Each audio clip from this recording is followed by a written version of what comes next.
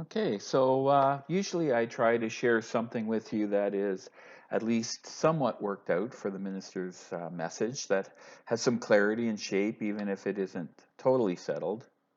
But today I'm struggling um, with that, and so what I'm sharing with you is more of a ramble, I think, than a message.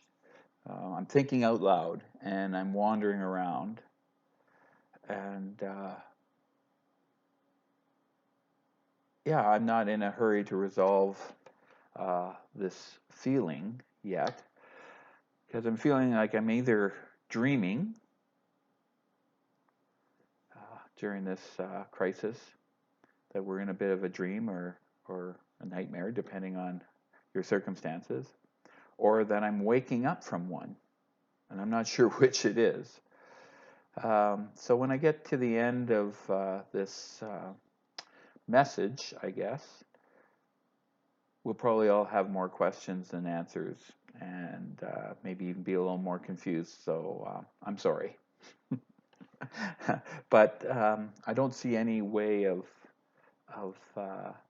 resolving this or gaining any kind of clarity without sharing it, speaking out loud, and just sort of um, putting it out into the universe. So here we go.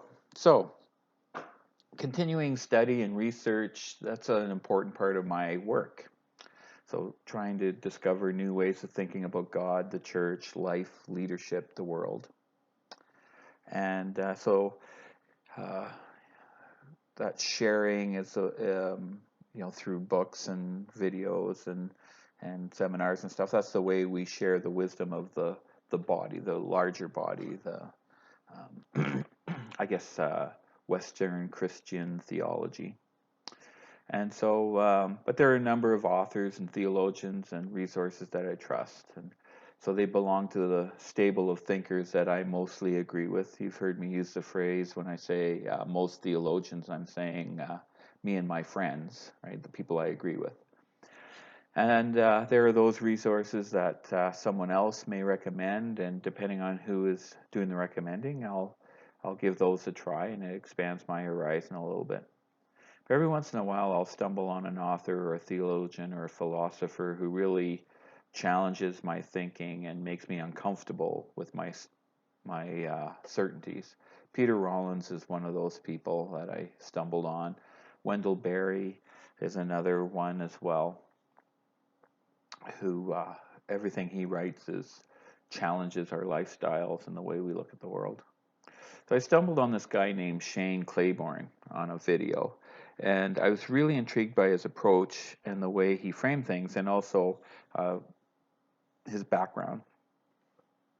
So Claiborne comes out of a conservative evangelical background that he's still with, struggling to let go of some of it.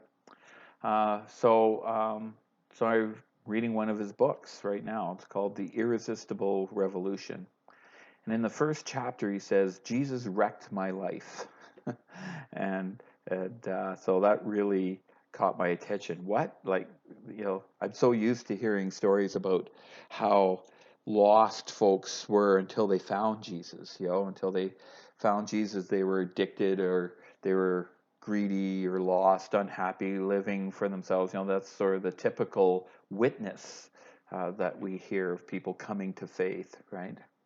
But his is quite the opposite, and so he had it all worked out as a young teen, and then as a young adult, he was raised in the church, and so he was indoctrinated into the ethos of his traditions, and he was a believer, right? As a youth, and he knew how he was supposed to behave if he wanted to be saved, and so he used all this great language, and believed all the right things, and you know uh, life was life and faith, and the world was all very clear to him and very um, ordered, right? And he talks with great humor about how, as a young teenager, he was at a church rally that included an altar call at the end of the evening. So he and a bunch of his friends went up and gave their lives to Christ. They were born again. And it felt so good that over the next few years, he was born again 8 or 10 times. He kept, being saved, but it never, it was always sort of a little less of an impact. It didn't feel quite so good. And so he started to, until the point where it kind of became, just almost like a habit, or almost, it became almost routine. And so, but he had his whole life figured out. The prosperity gospel that was being preached where he was going assured him that because of his status as a saved Christian, he would have a great life. He was going to go to medical school to be an anesthesiologist so he could make the most amount of money with the least amount of work. So he calls his faith at this point was pop Christianity, listening to Christian songs and Christian movies, and church sort of the center of his social life and everything. But he felt as if something was really missing, but he couldn't put his finger on it. And he started to read scripture for himself as a young adult, and with different way, new eyes, and he realized that while he was climbing the ladder of upward mobility, Jesus was making his way down the ladder. And so he started to engage with Scripture as he was being drawn to. It wasn't a street ministry, but he was just drawn to helping folks out living in the streets, homeless folks. He had a couple of friends who weren't proclaimed Christians, and so but they were living the faith, or living the way of Jesus Christ more faithfully than he was, and he started to realize that. So he's starting to engage with scriptures in a new way, and it was stirring up questions about how to live an authentic Christian life. And so he found himself working with this community of homeless folks in Philadelphia and semi-living with them. And he realized that everything that he had planned for his life, much of what he believed and most of what he had been taught, the way he looked at the world and his faith, it was not authentic or holistic or faithful. He'd been living an illusion, and he was starting to wake up. And so that's what he meant about Jesus wrecking his life. He had it all figured out. He had his life figured out.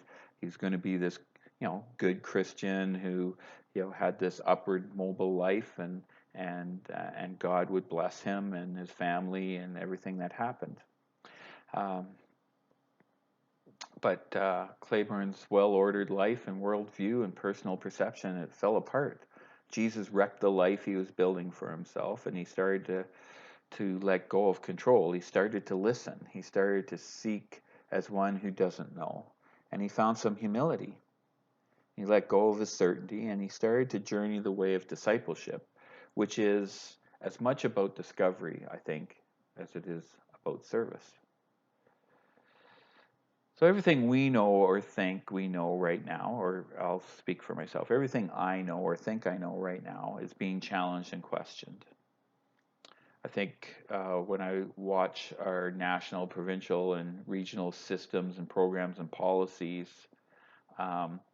trying to deal with what's going on right now, I mean, they're all showing their cracks and their inadequacies.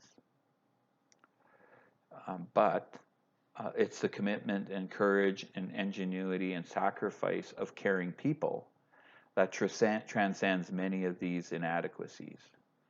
Right now, the procedures and practices of the RCMP in Nova Scotia are being questioned, and they should be. But the dedication, the bravery of the officers, that's not being questioned at all. People stepped up and gave everything they had to bring the rampage to an end. And so even if our trust and our confidence in our systems fail or are shaken, I think our trust in the people who are working in these areas, we need to hold on to that. The last 5 or 6 weeks have really challenged the illusion that our systems and policies and practices and economies and laws are going to keep us safe, will protect our way of life. That these things that we've put in place are they are the only way for our society, or to order our society. But really what's carrying us through to this point are people who care, who love, share, serve, and sacrifice for others. And that's what will continue to carry us through to whatever this new thing will be. It's the loving neighbor as ourselves that will carry us through. I think we're waking up to how unsustainable our culture really is, and how rich life can actually be. But it will be different. So that's kind of my ramble for today. Not sure where that leaves us, but anyway, I hope this creates some interesting internal conversations, or conversations between you and your spouse, or whoever you're sharing your time with right now. And I hope you are all well. Blessings.